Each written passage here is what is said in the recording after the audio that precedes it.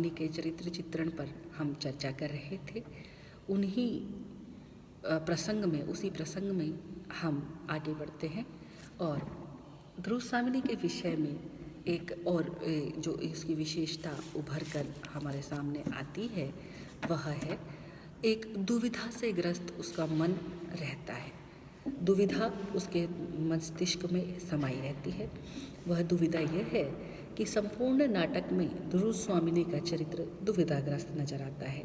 वह प्रेम तो चंद्रगुप्त से करती है किंतु उसे शादी रामगुप्त से करनी पड़ती है। उसका मन विरोध करना चाहता है लेकिन नहीं कर पाता। वह रामगुप्त की कायरता और निर्बलता को और दूषित मानसिकता का विरोध करना चाहती है लेकिन नहीं कर पाती। वह चीख चीख कर चंद्रगुप्त के प्रति अपना प्रेम उजागर करना चाहती है लेकिन नहीं कर पाती है। लेकिन नाटक के अंत आते आते उसकी यह दुविधा दूर हो जाती है। वह खुलकर रामगुप्त का विरोध भी करने लगती है और चंद्रगुप्त से अपने प्रेम की स्वीकारोक्ति भी करने लगती है।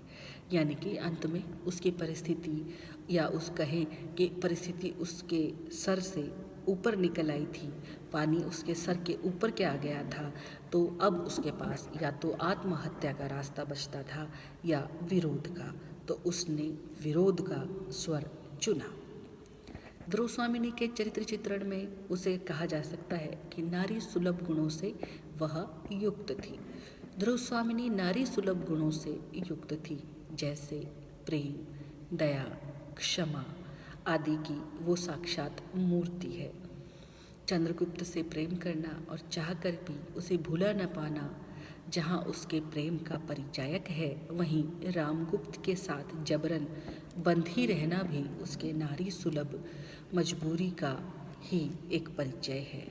वह आदर्श पत्नी बनना चाहती है किंतु परिस्थिति यह है कि उसे आदर्श पति नहीं मिलता है।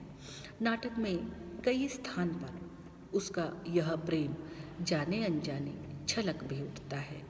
जब चंद्रगुप्त उसे बचाने के लिए शक शिविर में जाने की बात कहता है तो वह अपने आप को नहीं रोक पाती और सबके सामने उसे आलिंगन कर कहती है, नहीं, मैं तुमको नहीं जाने दूंगी। तो यहाँ पर भी चंद्रगुप्त के प्रति उसका प्रेम ही प्रकट होता है। एक नारी होने के नाते ध्रुवस्वामिनी क्षमा और दया की भी मूर्ति है। वह कोमा और मिहिरदेव को शकराज का शव ले जाने की सहर्ष अनुमति भी प्रदान करती है। तो यहाँ एक नारी में जितने गुण होने चाहिए वह ध्रुवस्वामिनी में बहुत अच्छे से हमें दिखाई देते हैं। उसकी एक विशेषता यह भी कही जा सकती है ध्रुवस्वामिनी की, वह आत्मगौरव की भावना से ओतप्रोत है।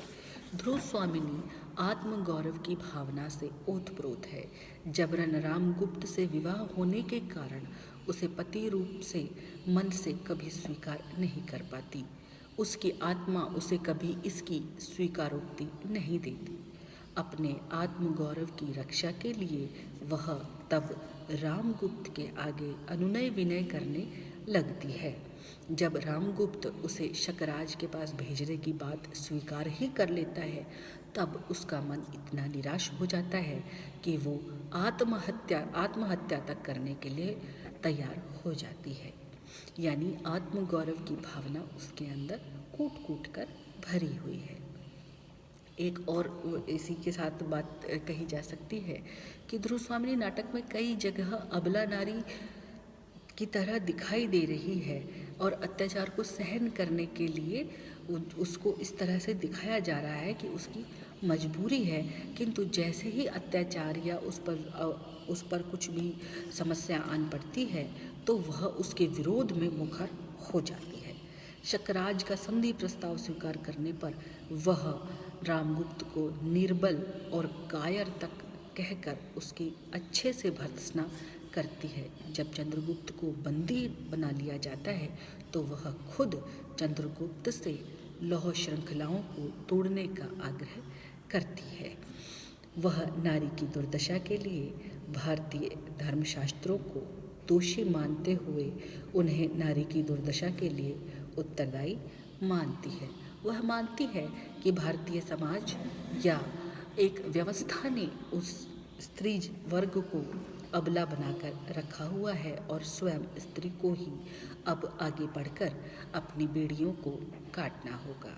तो इस तरह से आपने देखा कि ध्रुव स्वामिनी के सभी पात्र कितने महत्वपूर्ण हैं और उन सभी पात्रों में सबसे महत्वपूर्ण पात्र ध्रुव स्वामिनी है, जो स्वयं मजबूर है, परिस्थितियों की, हालातों की दबाई हुई है, किंतु जब विपरीत परिस्थिति आन पड़ती है तब वह किस तरह उठ खड़ी होती है और पूरी परिस्थिति का वीरता से सामना करती है। तो यह नाटक हमें यह प्रेरणा देता है कि हमें किस तरह से समस्या आने पर उसका सामना करना चाहिए। धन्यवाद।